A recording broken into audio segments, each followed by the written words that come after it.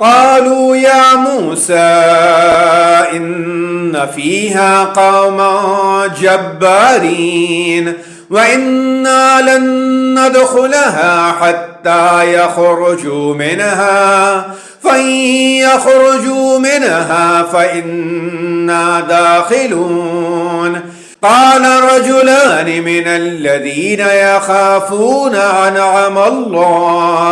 أنعم الله عليهم ادخلوا عليهم الباب فإذا دخلتموه فإنكم غالبون وعلى الله فتوكلوا إن كنتم مؤمنين.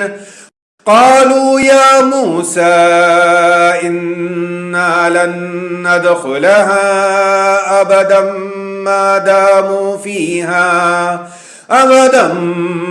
داموا فيها فاذهب أنت وربك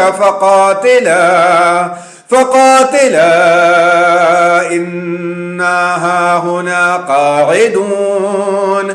قال رب إني لا أملك إلا نفسي وأخي فافرق بيننا وبين القوم الفاسقين. قال فإنها محرمة عليهم 40 سنة يتيهون في الأرض فلا تأس على القوم الفاسقين.